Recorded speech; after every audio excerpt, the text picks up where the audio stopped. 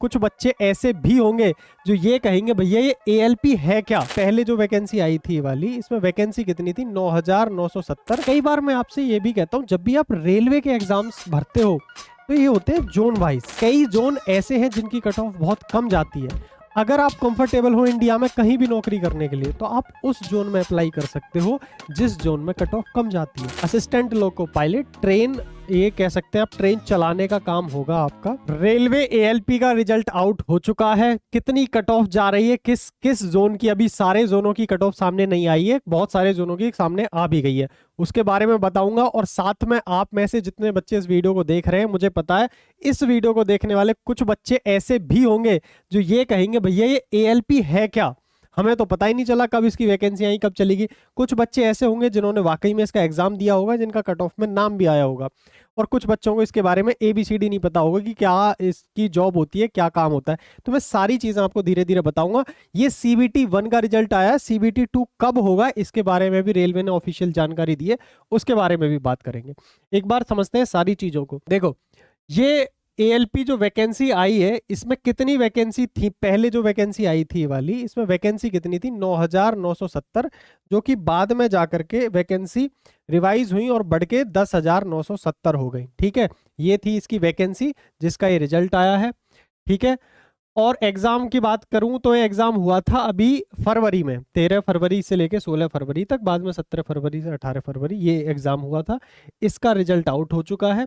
और रिजल्ट की बात करूं, जैसे मेरे सामने भी ये लगी हुई है पीडीएफ, ये लगी हुई है प्रयागराज जोन की। ठीक है, प्रयागराज में बात करूं तो जो जनरल की कट ऑफ है वो 80 है, एससी और एसटी की कट ऑफ लगभग सेम है, 69 है, ओबीसी की 75 है, ईडब्ल्यूएस की काफी कम है, 64, और एक्स सर्विसमैन की 32 है। ठीक है भाई, ये कट ऑफ है। सारे जोन्स की अलग अलग कट ऑफ होती है। कई सारे, गोरखपुर जोन की है ये। ठीक है, गोरखपुर की मैं बात करूं तो आप देख सकते हो जनरल की कट ऑफ 80, एससी और एसटी की 65 और 64, ओबीसी, ईडब्ल्यूएस और एक्स सर्विसमैन सबकी कट ऑफ आपके सामने।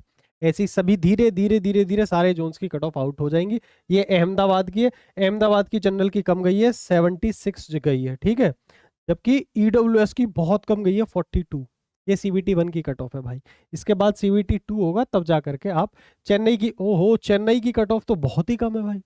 अगर देखा जाए तो जनरल की सिर्फ 62 कट ऑफ गई है।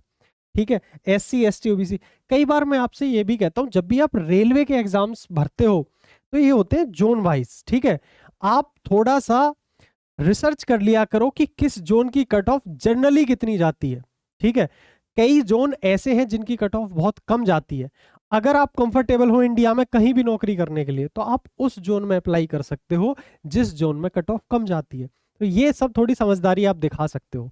ठीक है, फिलहाल जो रेलवे ने ये भी बता दिया है कि जो इसका सीबीटी 2 होगा, सीबीटी 2 कब होगा तो उसके बारे में इन्होंने बताया कि जो सीबीटी 2 एग्जाम है वो 12 जुलाई 2026 के बाद कभी भी आयोजित की जा सकती है। इसकी जो 12 जून के बाद कभी भी आपकी एग्जाम हो जाएगा सीबीटी 2 का। तो तैयार रहना बढ़िया तरीके से। और जिन बच्चों को एएलपी के बारे में नहीं पता, मैं थोड़ा सा बता देता हूँ। असिस्टेंट लोको पायलट, ट्रेन, ये कह सकते हैं आप ट्रेन चलाने का काम होगा आपका। ठीक है, और बढ़िया सैलरी भी मिलती है और बेहतरीन तरीके से आप अपना जीवन यापन कर सकते हो। लेकिन तुम हो ठेपे ठटेरा, तुम्हें होश ही नहीं रहता कब कौन सी वैकेंसी आ रही है। जबकि मैंने इतनी बार बोला है कि स्केल अप सिलेक्शन जो टेलीग्राम आपको दिख रहा है, इसको बहुत बेहतरीन तरीके से ज्वाइन करके रखो। एक परिंदा भी पर मारेगा तो टेलीग्राम में अपडेट कर दूंगा।